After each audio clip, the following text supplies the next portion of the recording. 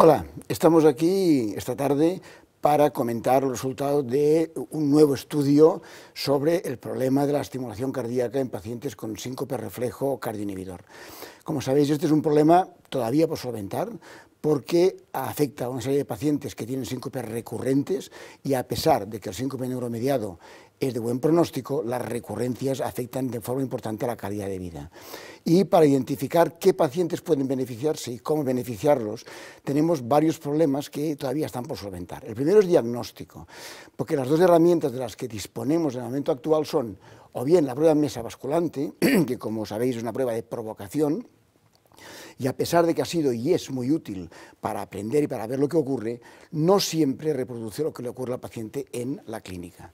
Pero por otro lado, el otro problema es, la otra herramienta es el Holter de eventos implantable o la monitorización electrocardiográfica, que solo muestra lo que ocurre con la frecuencia cardíaca y omite datos sobre el comportamiento de la presión arterial, que es fundamental también en el síncope reflejo. Y por lo tanto, cuando tenemos un síncope asistólico documentado por una monitorización electrocardiográfica, desconocemos el componente o el papel que ha tenido la vasodepresión, si ha sido más precoz, menos precoz, etc. Por todo ello, el papel de la estimulación es difícil de interpretar en estos pacientes.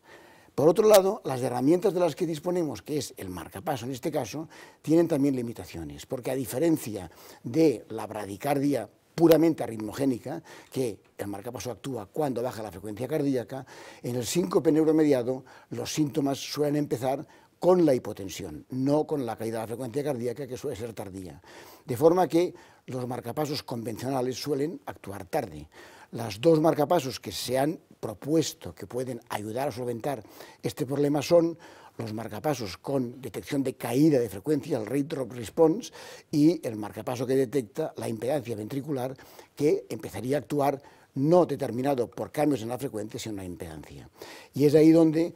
los estudios no han sido concluyentes, hay estudios no aleatorizados, hay estudios no ciegos, ha habido estudios que han utilizado la mesa basculante, otros que han utilizado la monitorización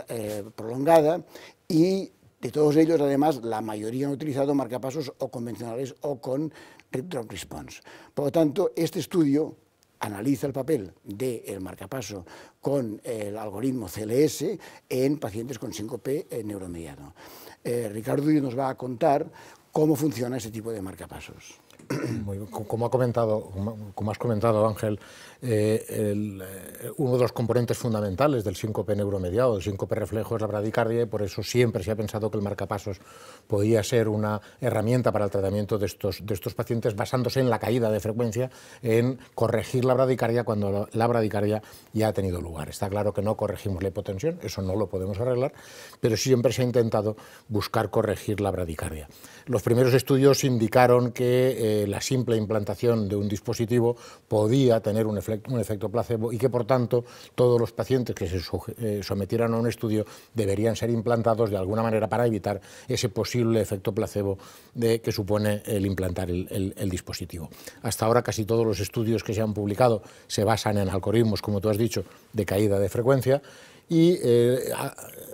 distinto a ese tipo de algoritmos es el algoritmo del CLS, que es un sensor de impedancia, que se supone que traduciría de alguna manera, sería un correlato bastante fiable de la contractilidad ventricular. Eso quiere decir que sería sensible al drive simpático aumentado que hay antes de que ocurra el síncope neuromediado. El síncope neuromediado fisiopatológicamente supone la retirada del drive simpático y el quedar con un tono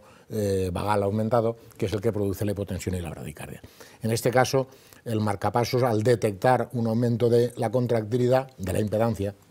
en cambios de impedancia, iría aumentando su frecuencia de estimulación, de manera que cuando el paciente presentara la bradicardia, el marcapasos ya estaría con una frecuencia de estimulación elevada y, por tanto, supliría esa falta de frecuencia, no dejaría que el paciente entrara en bradicardia antes de responder, y esa es nuestra hipótesis de trabajo cuando se planteó el estudio, podría corregir el mecanismo del síncope. Pero claro, había que ponerles marcapaso a todos los pacientes y randomizarlos a un grupo de tratamiento que sería con este tipo de algoritmo, y otros pacientes que serían el grupo control, que lo que se haría en estos pacientes era, o en esta forma de, digamos, vamos a llamarla placebo, aunque realmente no es un placebo porque el aparato está implantado, es no dejar que el dispositivo trabaje, dejarlo a una frecuencia muy baja y con programación subumbral para que no haya posibilidad de que el marcapasos presente estimulación, y comparar en el seguimiento si los pacientes tienen menos recurrencias sincopales o tienen más recurrencias o las mismas recurrencias. Eso es un poco el planteamiento fisiopatológico de la estimulación CLS en pacientes con síncope neuromediado, y es un poco el planteamiento del estudio. Pues ahora sí que nos comentas como el diseño del estudio y los resultados que hemos tenido. Pues sí, Ángel, utilizando los argumentos que habéis expuesto los dos, lo que hicimos fue, cuando nos reunimos, diseñar un estudio randomizado, doble ciego, en el que incluimos al final un mínimo de 50 pacientes tenían que ser incluidos, y con un objetivo de reducción en el número de síncopes. ¿Os acordáis que estuvimos discutiendo cuál debía ser el objetivo primario? Porque era dudoso el tiempo hasta la primera recurrencia del síncope. Entonces decidimos incluirlos todos. Un objetivo primario de reducción en la carga total de síncopes y otro objetivo secundario en el tiempo hasta la primera recurrencia. Diseñamos un estudio randomizado de 2 brazos, con estos objetivos primarios y secundarios prediseñados, en el que los pacientes eran randomizados en doble ciego a un brazo A y a un brazo B. En el brazo A los estimulábamos en DDD-CLS durante 12 meses y a los 12 meses los pasábamos a estimulación DDI subumbral o DDI-CHAM, como hemos puesto en la publicación, mientras que el brazo B eran estimulados 12 primeros meses en DDI subumbral y los siguientes 12 meses en un brazo en una estimulación de DDD-CLS. De tal manera que todos los pacientes recibían estimulación en los dos tipos de formatos. Inicialmente invitamos a 25 hospitales, al final han sido 12 los hospitales españoles y canadienses que han colaborado, a un total de 30 investigadores, y hemos incluido un total de 54 pacientes. De los 54 pacientes que randomizamos a los 2 brazos, al final, en el análisis final, hemos incluido 46, porque tuvimos 8 pérdidas de datos que hacían insuficiente la posibilidad de analizar y de incluir esos pacientes. Y al final los 46 es los que hemos randomizado. La edad media ha sido una edad de 56 años, una población adulta, con una carga de síncopes muy importante, una media aproximadamente de 12 episodios sincopales en su vida y una media de 4,5 síncopes en el año previo, que era otra de las cosas que les pedíamos en los criterios de inclusión, que tiene una alta carga sincopal. Y durante la tabla basculante, 35 de los 46 desarrollaron una asistolia, los otros 11 desarrollaron una bradicardia. Y para que os hagáis una idea, la duración media de la asistolia en el tiempo, en la tabla basculante, fue de unos 15 segundos. Por lo tanto, es una población con una respuesta cardioinhibidora muy marcada. El resultado del análisis final de los datos ha sido que el objetivo primario demostraba cómo el 72% de los pacientes en el brazo A y el 100% de los pacientes en el brazo B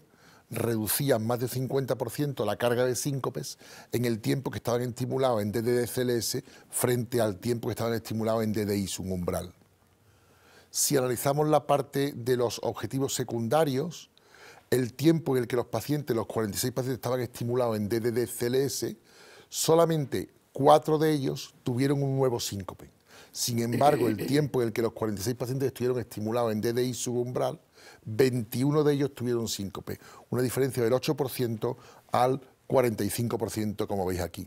Y en el tiempo, en el objetivo secundario, en el tiempo hasta la primera recurrencia, como podéis ver en esta diapositiva, durante los 12 primeros meses, fijaros como la línea azul, que es el brazo A, en el tiempo de estar estimulados en DDD-CLS, solamente 3 pacientes sufrieron síncope, mientras que el brazo B en rojo, 15 pacientes de los 21 tuvieron síncope. Cuando a los 12 meses les cambiamos el tipo de estimulación, fijaros cómo en el brazo azul empezaron a tener síncopes y tuvieron 6 pacientes episodios sincopales, mientras que en el brazo rojo solamente un paciente tuvo síncope en el tiempo en que estuvo cambiado a DDD-CLS. Por lo tanto, se prolongaba muchísimo el tiempo hasta el primer síncope en la primera barra, que es la barra azul frente a la barra roja. Cuando analizamos por separado el tiempo hasta el primer síncope en los 46 pacientes de manera global, hemos observado cómo mientras que los 46 pacientes estuvieron estimulados en DDD-CLS, solamente 4 de ellos, y fíjense ustedes cómo la curva es completamente plana porque las recurrencias son muy al principio, mientras que cuando observamos a los 46 pacientes en el tiempo que están estimulados en DDI subumbral, fíjense cómo la recurrencia de síncope es muy importante durante los 12 meses, puesto que hay 21 nuevos episodios de síncope en la población en este momento. Por lo tanto, la conclusión del estudio final es que efectivamente en los pacientes mayores de 40 años, que son nuestra población, con mucha carga sincopal y con una respuesta cardioinhibitoria a la tabla basculante, este tipo de marcapaso, este tipo de estimulación CLS frente al DDI, lo que hace es reducir la carga total de síncopes, reducir el porcentaje de recidivas, aumentar y prolongar el tiempo hasta la primera recurrencia con una reducción absoluta del 37% y un NNT de 2.7, que es un número bastante impactante. Esas son las conclusiones. Yo creo que el resultado de este estudio me lleva a mí a dos comentarios importantes, ¿no? El primero es su impacto sobre probablemente las recomendaciones. Acaban de salir las guías de síncope de la Sociedad Americana, en las cuales han puesto como recomendación 2B la estimulación cardíaca en pacientes con síncope cardioinhibidor, y ahí mezclan tanto si es documentado con Holter de Ventos como si es con TIL-TEST, pero las guías han salido antes de este estudio y las guías de la Sociedad Europea están en marcha y evidentemente es un proceso colaborativo en la que yo no voy a poder todavía saber lo que vamos a hacer, pero seguro que vamos a tenerlas en cuenta porque eso es un trabajo más que probablemente añade evidencia y pueda permitir que la recomendación actual, que es 2B para el síncope cardioinhibidor en TIL-TEST, quizás se pueda subir. Eso habrá que discutirlo, pero yo creo que es un trabajo bien diseñado, aleatorizado y que permite incrementar la evidencia. El segundo comentario que me lleva es a que esto es un trabajo importante y de alguna manera sería como un trabajo pivotal con el marcapasos CLS, un trabajo con número de pacientes, como te has dicho, pues relativamente reducido, pero que al ser cruzado permite aumentar también la potencia. Pero ahora hay en marcha un estudio internacional, europeo, que es el estudio BioSync, que este es un estudio que va a ser paralelo, no será cruzado, muy parecido al nuestro en cuanto a que los pacientes también entran por criterios de mesa basculante, y en el que va a intentar eliminarse al máximo posible el posible efecto de contaminación que pueda tener el ciego del médico. El ciego del médico está definido como tal, pero es probable que incluso, siendo muy honestos, al final el médico que vea al paciente, viendo el electro y tal, pueda saber si estaba o no estimulado. El estudio BioSync tiene algo muy novedoso y es que va a ser el propio paciente el que va a ser el que va a rellenar las hojas de seguimiento y el que va a determinar si ha tenido recurrencia o no, sin ninguna intervención médica de cuestionario. Por lo tanto, yo creo que este estudio es el primero y si se completan estos datos con el estudio BioSync, probablemente tendremos una evidencia sólida ya sobre el papel de la estimulación CLS en pacientes con síncope neuromediado detectado con la mesa basculante. Sí. Yo creo, yo añadiría que con el ISIU-3, con el SPAIN y probablemente con el BioSync, lo que estamos es generando, o se está generando una evidencia del papel de los marcapasos en una población muy seleccionada. Yo creo que hay que insistir en que es una población muy seleccionada de pacientes adultos, no pacientes jóvenes, en los que un marcapaso les puede servir como un tratamiento eficaz para la recurrencia sincopal. Ciertamente la impresión clínica cuando nosotros vemos pacientes con síncope es que el paciente con una respuesta cardioinhibidora, sea en la asistolia producida en tabla basculante o la recogida en un Holter insertable, la familia lo cuenta como un síncope más dramático. Entonces yo creo, no lo tengo con seguridad, pero creo que estos pacientes son un grupo muy seleccionado, pero un grupo real que existe. Es decir, el paciente con síntomas prolongados, muy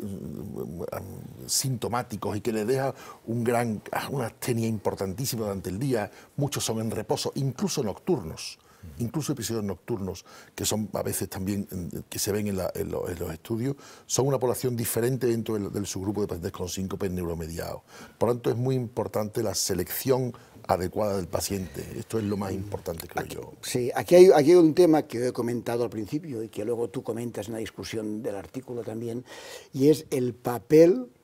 del